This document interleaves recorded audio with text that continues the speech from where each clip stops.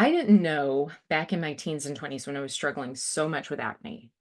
And even after, even beyond my teens, when I was, okay, let's just put it this way. I've struggled with a lot of skin problems throughout my life, whether it's acne, whether it's extremely, like, the thing that always got me was I'd be super oily on my face, struggling with acne there, and then my legs were incredibly dry. Like, always flaky. And I could never figure out what gives. It didn't make any sense to me. I'm like, why can't like the oil just be redistributed down to the lower half of my body? Why is it all got to be up here?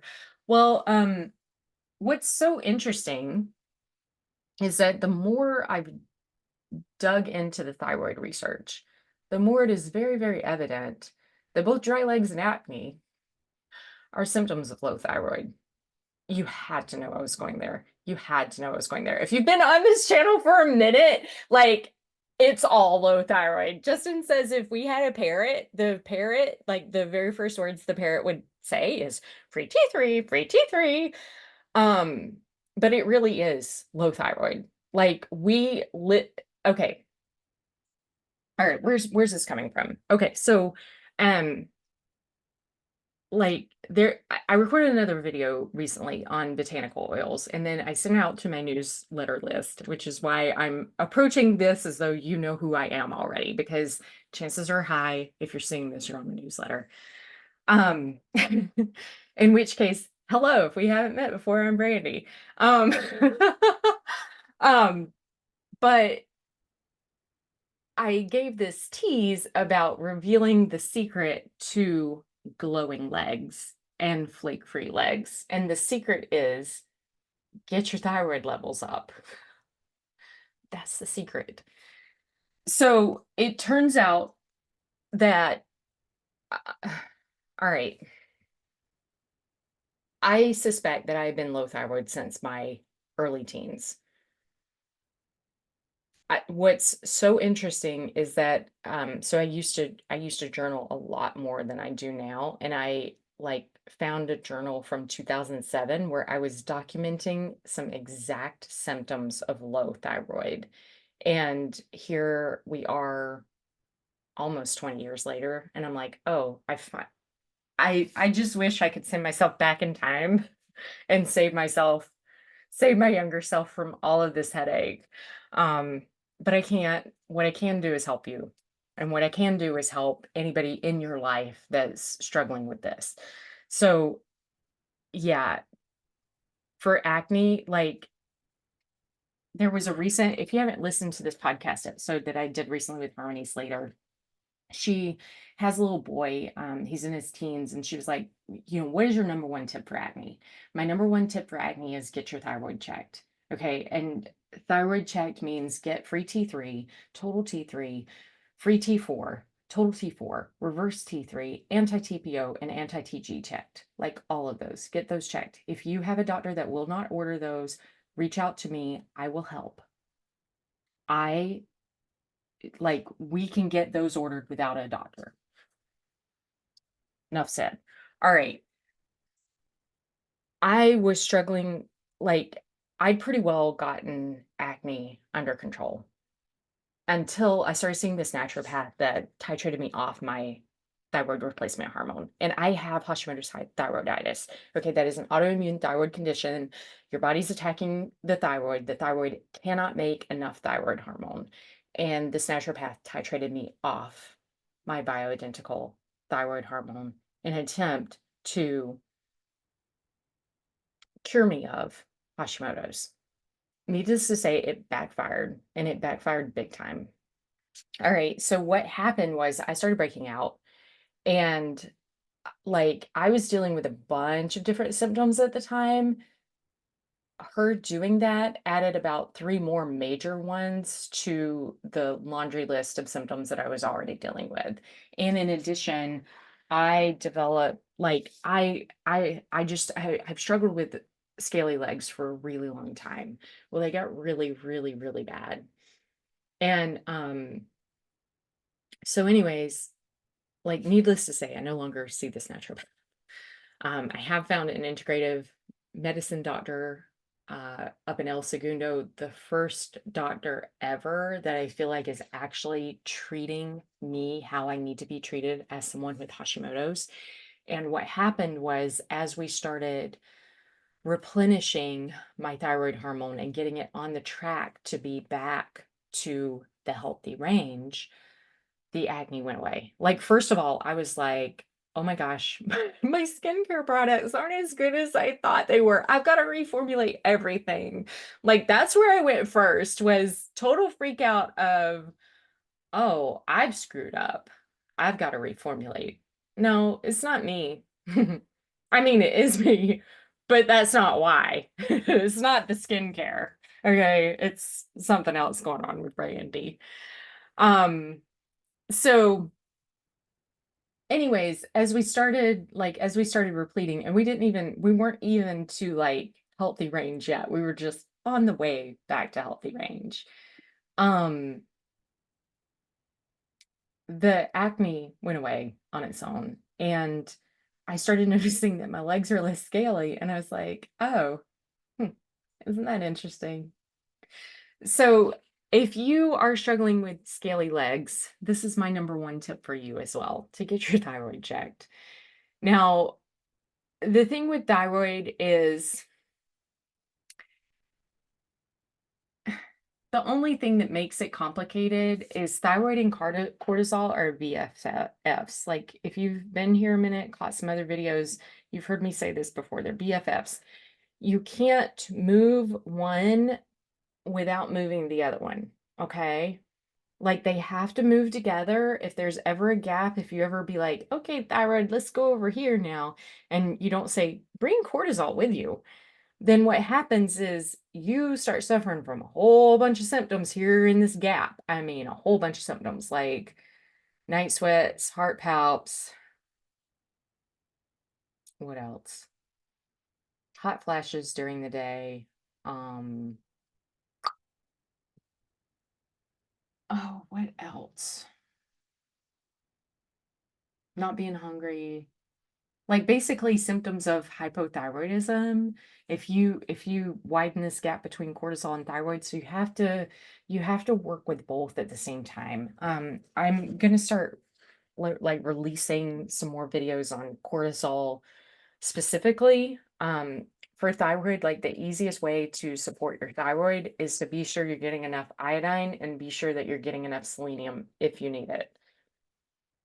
Um, like, we do not, iodized salt is not enough, okay? We do not get enough iodine in our diet here in the West, and there are so many things that vie and compete for the iodine receptors in the thyroid gland, like fluoride in drinking water, like, so chlorine, like as in table salt, so sodium chloride, that's not necessarily a problem. However, there's a lot of chlorinated, like organic chlorinated compounds. I worked with one for a really long time, dichloromethane being one, um, aka methylene chloride, um, aka like a lot of pesticides are organochloride compounds, um, hence the push to eat organic.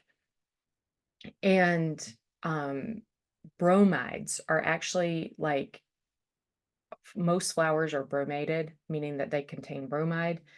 Bromide competes with iodine receptors, ties those up within the thyroid, and then and that suppresses thyroid hormone production. So we need to be sure that we're getting enough iodine in our diet daily to overcome that. In addition, a lot of foods are goitrogenic, like soy. I do not tolerate soy. I eat soy, it's bad. It's really, really, really bad. Like, it will spark a Hashimoto's flare for me. So, and the reason for that is it's goitrogenic. It once again prevents iodine from effectively binding in those receptors in the thyroid gland. There are a number of goitrogenic compounds. The supplement DIM, which I hate. I hate the supplement DIM, diindolyl methane. If you're taking it, get off it. Okay, it's not good. Like, if you need it, if your doctor has you on it because it, supposedly suppresses estrogen, talk with your doctor about something other than DIM. And here, the only reason your doctor would have you on it is if you are like post cancer and you had a cancer that was estrogen. Ugh, why do I always struggle with this word? Estrogen receptive. I don't think that's right. Estrogen responsive, something like that. Like one of the estrogen dependent cancers, then your doctor may have you on like an estrogen suppressor. If they're using the supplement DIM, which they may be if you're seeing a naturopath or something like that, get off that shit. It is not good for you. Okay. Like, I hate DIM, hate it. It is bad for your thyroid. It is bad for your metabolism. It will cause estrogen dominance. How do I know? I've seen it in myself. All right. That's all I wanted to say about this.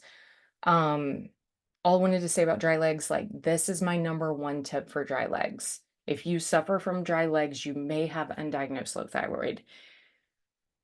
As long as it's not pathological, meaning that as long as it's not due to autoimmune and as long as it's not due to something like cancer, then um, chances are high it's due to a nutrient deficiency. The other thing that it could be due to is cortisol dysregulation. Because, like I say, cortisol and thyroid are best buds. They've got to go together. Okay, so you can't really move one without moving the other. You can't really treat one without treating the other. So yeah, that's all I wanted to say for that. I'll catch you next time. Bye.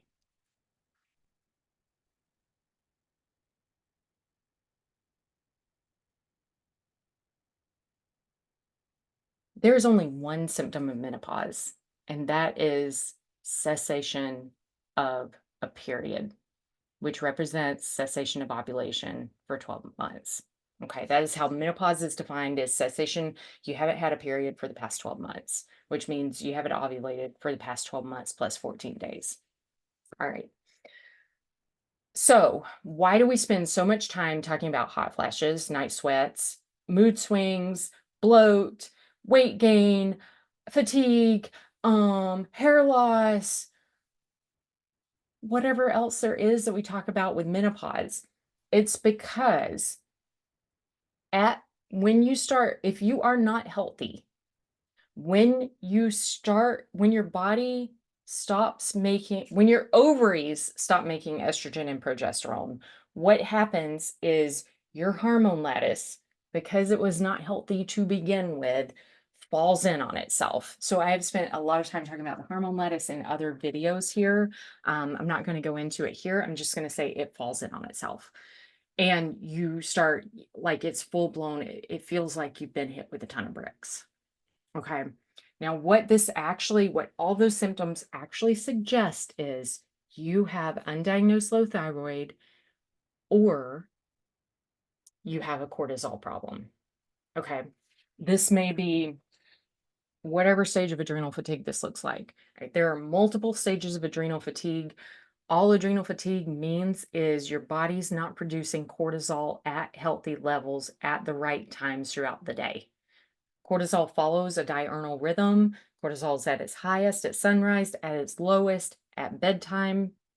As long as you go to bed at like 10, 11, like that kind of day, that kind of time, cortisol tends to taper off and fall off earlier in the wintertime because the days are shorter in the wintertime, stay a little higher for a little later in the summertime. Hence, you naturally wanting to go to bed later in the summer. There's a reason for that.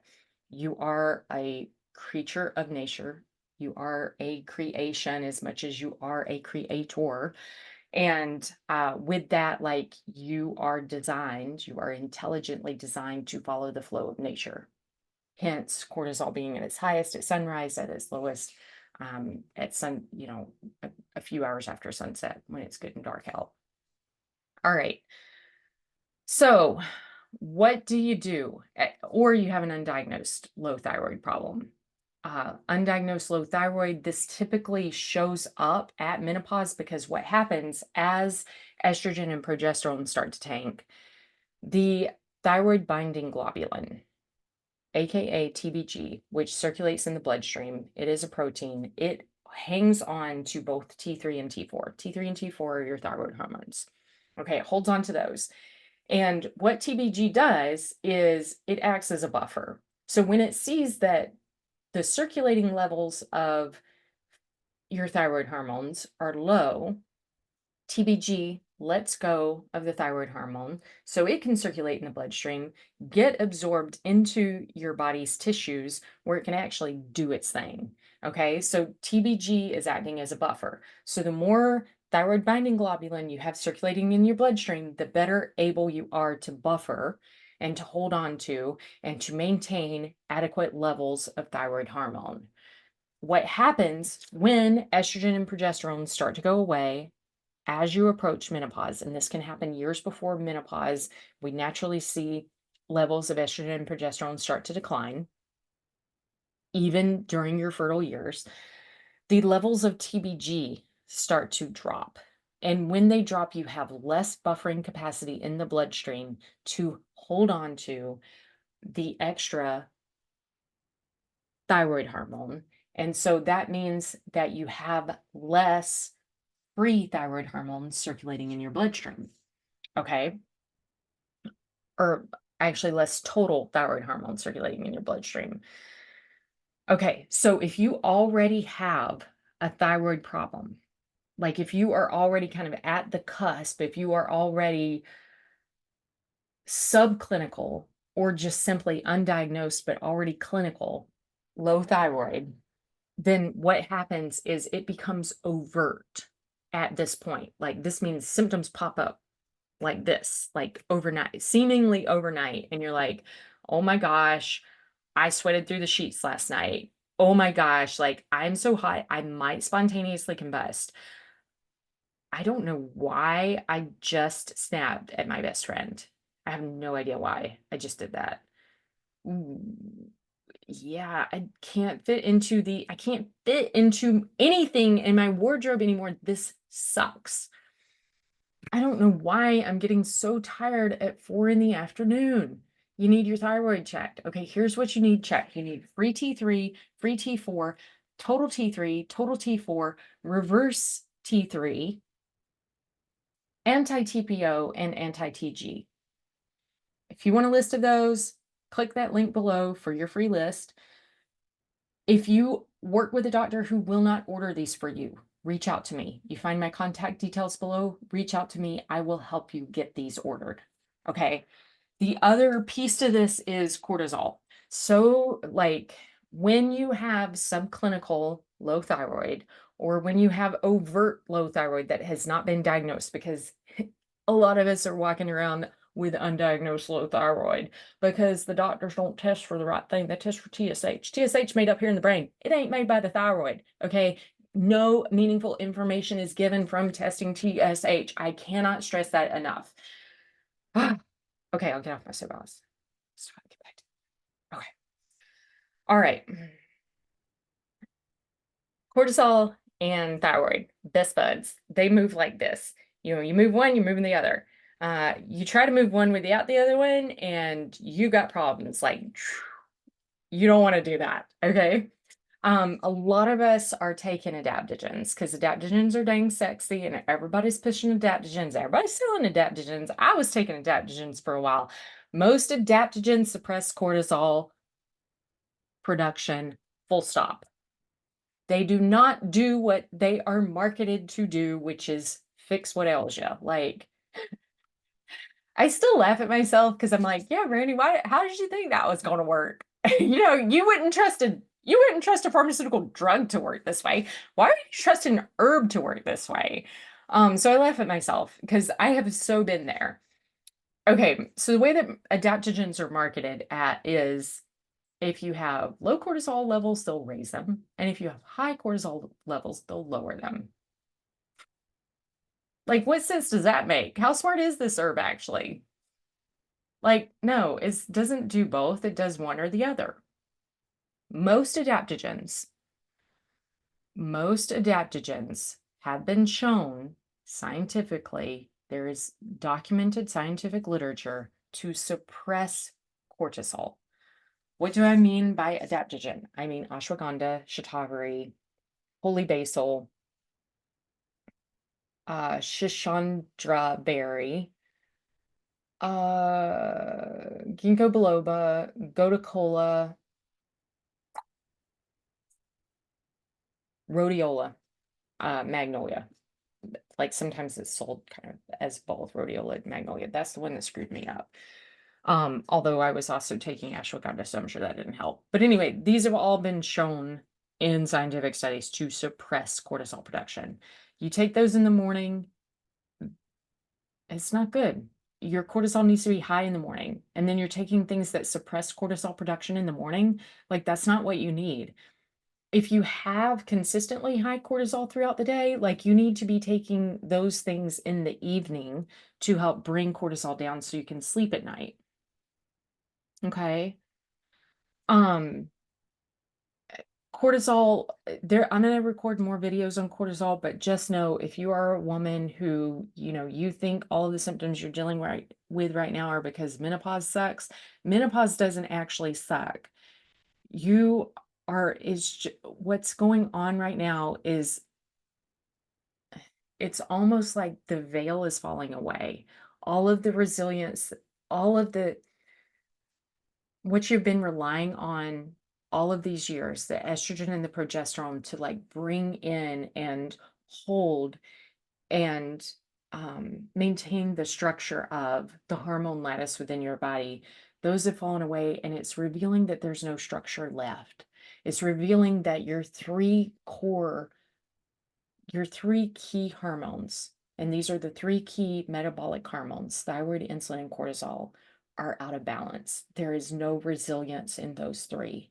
Those need to be fortified. We need to focus on those, build those up as a foundation, make those strong, and those will then support and rebalance, allow space to rebalance and rebuild the rest of the hormone lattice within your body.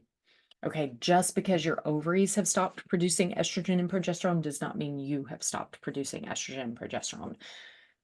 The estrogen and progesterone that you produce now will come solely from your adrenals. During our reproductive years, the adrenals make estrogen and progesterone, both. It's actually a spike in progesterone that stimulates ovulation. It is not a rise in LH.